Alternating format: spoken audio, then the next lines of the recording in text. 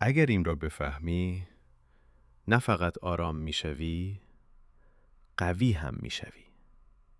بیشتر آدم‌ها فکر می‌کنند اگر شرایط زندگیشان عوض شود، آرام میشوند. اگر پول بیشتر داشتند، اگر مردم عادلانه تر بودند، اگر گذشتشان فرق می‌کرد.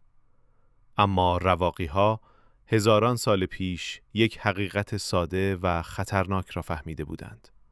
حقیقتی که اگر بفهمی، زندگیت تغییر می‌دهد. رواقیگری یک فلسفه پیچیده نیست. یک تمرین ذهنی است. تمرینی برای اینکه بفهمی چه چیزی واقعاً در اختیار توست و چه چیزی نیست. مارکوس اورلیوس امپراتور روم می گفت اگر چیزی خارج از کنترل توست، اجازه نده آرامشت را نابود کند. حقیقت این است. بیشتر دردهای ما از خود اتفاقات نمی آید. از واکنش ما به آنها می آید. مردم حرف می زنند. بی‌عدالتی وجود دارد. زندگی گاهی بیرحم است. اما هیچ کدام از اینها مستقیما ذهن تو را نابود نمی کند. این تویی که اجازه می دهی ذهنت درگیر شود. فرض کن کسی به تو بی احترامی می کند. دو راه داری.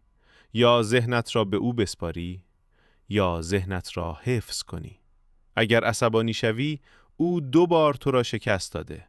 1 بار با حرفش، 1 بار با واکنش تو. رواقی ها می گفتند آدم قوی آرامش خود را ارزان نمی فروشد. رواقیگری روی یک اصل طلایی بنا شده. 2 نوع چیز در این دنیا وجود دارد. چیزهایی که در کنترل تو هستند و چیزهایی که نیستند. کنترل تو نیست نظر دیگران، رفتار مردم، اتفاقات ناگهانی، گذشته. کنترل تو هست، طرز فکر تو، واکنش تو، انتخاب تو. وقتی تلاش میکنی چیزی را که در کنترل تو نیست کنترل کنی، آرامشت را از دست میدهی. اما وقتی تمام انرژیت را روی ذهنت میگذاری، قدرت پیدا میکنی. نه قدرت فریاد، نه قدرت خشونت، قدرت سکوت. رواقی بودن یعنی بی احساس بودن نیست. یعنی اسیر احساسات نبودن. یعنی قبل از واکنش فکر کردن. یعنی وقتی دنیا آشفته است تو آرام بمانی. و این آرامش ضعف نیست، قدرت است. اگر این را بفهمی، زندگی عوض نمی شود.